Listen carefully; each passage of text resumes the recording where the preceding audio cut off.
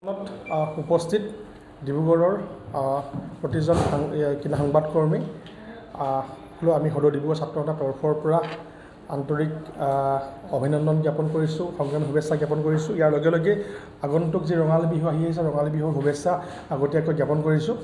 আমি সদৌ ডিব্ৰুগড় ছাত্ৰ সন্থাই প্ৰতি বছৰে ডিব্ৰুগড়ৰ ঐতিহাসিক চৌকিডিঙি খেলপথাৰত আমি কেন্দ্ৰীয় ৰঙালী বিহু উদযাপন কৰি আহিছোঁ আৰু সেই উদযাপন কৰাৰ প্ৰাক মুহূৰ্ততে আজি এই সংবাদমেলখন আমি আয়োজন কৰিছোঁ বিশেষ কেইটামান বাৰ্তা দিবৰ কাৰণে।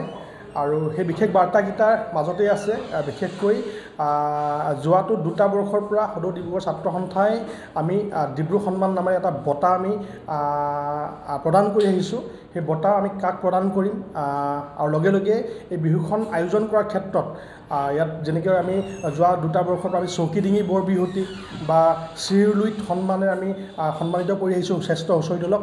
গতিকে এইসকলকো আমি কেনেকুৱা ধৰণৰ নীতি নিয়মেৰে আমি বিহুখন আয়োজন কৰিম, গতিকে সেই বিষয়সমূহ আলোচনা কৰিবৰ বাবে বা ৰাইজক আমি এই বাৰ্তা দিবৰ কাৰণে এই সংবাদমেলৰ আয়োজন কৰিছোঁ। গতিকে আমাৰ মাজত উপস্থিত থকা উদযাপন সমিতি বিষয় বিভাগ তথা সদৌ ডিব্ৰুগড় জিলা ছাত্ৰ সন্থাৰ সভাপতি ৰূপজ্যোতি বৰঠাকুৰ ডাঙৰীয়াক মই সদৌ ডিব্ৰুগড় ছাত্ৰ সন্থাৰ উদ্যোগত অনুষ্ঠিত হোৱা বিহুখনৰ থুলমূলখিনি কোৱাৰ প্ৰাক মুহূৰ্তত মই সদৌ ডিব্ৰুগড় ছাত্ৰ সন্থাৰ সাধাৰণ সম্পাদক পাপু শইকীয়াক মই বিহুৰ বিতংকৈ অলপ তেখেতক ক'বৰ কাৰণে মই আহ্বান জনাইছোঁ।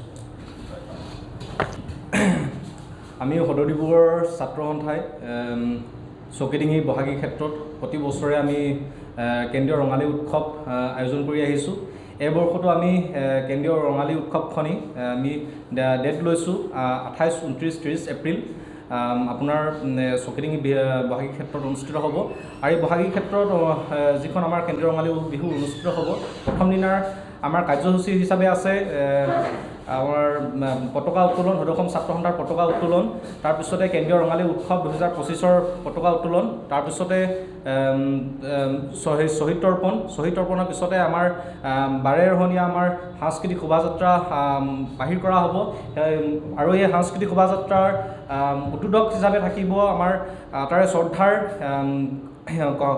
শিল্পী, আমাৰ কণ্ঠশিল্পী ছাউদ ছাদুল্লা ছাৰে এই আমাৰ যি আমাৰ বাৰেৰহণীয়া যি আমাৰ শোভাযাত্ৰাটো তেখেতে উদ্বোধন কৰিব। তাৰপিছতে আমাৰ উদ্বোধনৰ পিছতে আমাৰ অৰুণ হাজৰিকা শিল্পী অৰুণ হাজৰিকা ছাৰ থাকিব। তাৰপিছতে আমাৰ বিশিষ্ট আমাৰ অভিনেতাসকল আমাৰ ইয়াত উপস্থিত থাকিব শোভাযাত্ৰাত। তাৰপিছতে আমাৰ শোভাযাত্ৰাৰ পিছতে আমাৰ প্ৰথম দিনা কাৰ্যসূচী থাকিব ঢোল বাদন, পেঁপা বাদন, তাৰপিছতে ক-শাখাৰ বিহু নাচ, তাৰপিছতে আমাৰ ৰাতিলৈ আমাৰ জেং বিহুৰ প্ৰতিযোগিতা আৰম্ভ হ'ব। আমি তাৰ পিছদিনাখনৰ কাৰ্যসূচী হিচাপে থাকিব হুঁচৰি লগতে বৰ বিহুতি।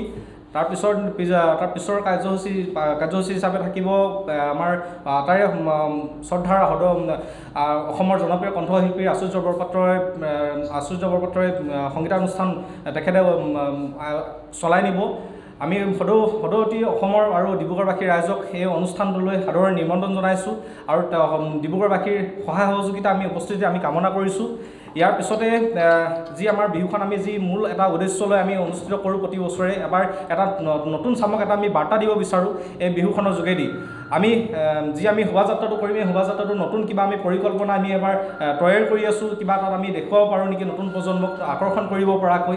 আৰু এই চৌকিডিঙি বিহুখনৰ ক্ষেত্ৰতে আচলতে আমাৰ বহুত নতুন প্ৰজন্ম আচলতে আকৰ্ষিত হয়, বিহুখনৰ লগত জড়িত হয়।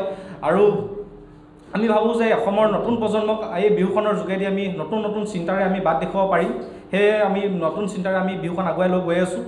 আৰু পিছৰ আমাৰ যি আমাৰ দুগৰাকী শিল্পীক আচলতে আমাৰ ডিব্ৰু সন্মান জনোৱা হ'ব। এই সন্মানটো কাক কেনেকৈ দিম আমাৰ সদৌ ডিব্ৰুগড় জিলা ছাত্ৰ সন্থাৰ সভাপতি মহোদয় আপোনালোকৰ আগত অৱগত কৰিব। বিগত বৰ্ষৰ দৰে এই বৰ্ষৰো সদৌ ডিব্ৰুগড় ছাত্ৰ সন্থাৰ উদ্যোগত আৰু ডিব্ৰুগড়বাসীৰ সহযোগত আমি কেন্দ্ৰীয় ৰঙালী উৎসৱখনি চৌকিডিঙি খেলপথাৰত আমি বহাগী ক্ষেত্ৰত আয়োজন কৰিবলৈ আগবাঢ়িছোঁ। অহা 28, 29, 30 এপ্ৰিল আৰু এই 3দিনীয়া কাৰ্যসূচী বৰ্ণাঢ্য কাৰ্যসূচীৰ কথা আপোনালোকৰ আগত সকলোৱে অৱগত কৰিলে। ইয়াৰ লগে লগে তৃতীয় দিনৰ যি কাৰ্যসূচী, তৃতীয় দিনৰ কাৰ্যসূচীত আমি মুকলি সভা ৰাখিছোঁ। আৰু এই মুকলি সভাত সভাপতিত্ব কৰিব আমাৰ উদযাপন সমিতিৰ সন্মানীয় সভাপতি ডক্টৰ কৰুণাকান্ত দাস ছাৰে।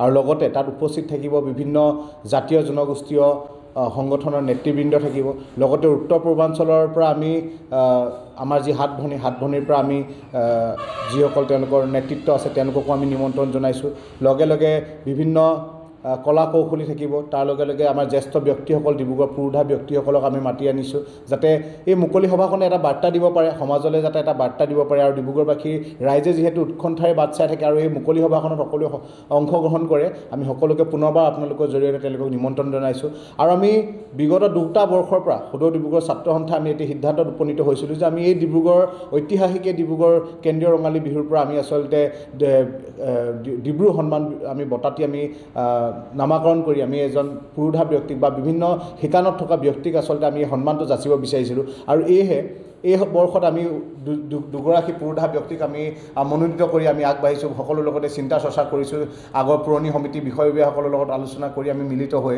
আমি দুগৰাকী পুৰোধা ব্যক্তি আমাৰ শ্ৰদ্ধাৰ এগৰাকী সন্মানীয় সাহিত্যিক আমাৰ আটাই শ্ৰদ্ধাৰ পুৰোধা ব্যক্তি আমি ডক্টৰ নগেন শইকীয়া ছাৰক আমি এই ডিব্ৰু সন্মান বঁটাটি দিবলৈ আমি চিন্তা চৰ্চা কৰিছোঁ ইয়াৰ লগে লগে এগৰাকী জ্যেষ্ঠ অভিনেতা তথা কৌতুক অভিনেতা বিষ্ণু খাৰগৰীয়া ডাঙৰীয়া তেখেতকো আমি ডিব্ৰু সন্মান বঁটাটি আমি তেওঁলোকক প্ৰদান কৰিবলৈ আমি আগবাঢ়িছোঁ আমি ডিব্ৰুগড়বাসীৰ ৰাইজৰ আমি সহযোগিতা বিচাৰিছোঁ এই দুয়োগৰাকী পুৰোধা ব্যক্তিক যাতে সন্মানকনি যাচা সময়ত যাতে সকলোখিনি ডিব্ৰুগড়বাসীয়ে যাতে ইয়াত উপস্থিত থাকে আৰু এই ঐতিহাসিক ক্ষণটোৰ যাতে তেওঁলোক সাক্ষী হয় কাৰণ এই ডিব্ৰুগড় বিহুখন ডিব্ৰুগড়বাসীৰ ৰাইজৰ বিহু এই ডিব্ৰুগড় বিহুখনৰ হৈ আচলতে আমি এই দুগৰাকী ব্যক্তিক ডিব্ৰুগড়ীয়া হিচাপে আমি আচলতে বঁটাটি আমি তেওঁলোকক যেতিয়া প্ৰদান কৰিম সকলোৱে যাতে সাক্ষী হ'ব বুলি আমি আশা কৰিছোঁ আৰু পুনৰবাৰ এই 3টা দিনৰ কাৰ্যসূচী যাতে আমি সফল ৰূপায়ণ কৰিব পাৰোঁ তাৰ বাবে ডিব্ৰুগড়বাসীৰ লগতে অসমবাসীৰ পৰা আমি তেওঁলোকৰ আশীষ আৰু তেওঁলোকৰ পৰা আমি আশীৰ্বাদ কামনা কৰিছোঁ ধন্যবাদ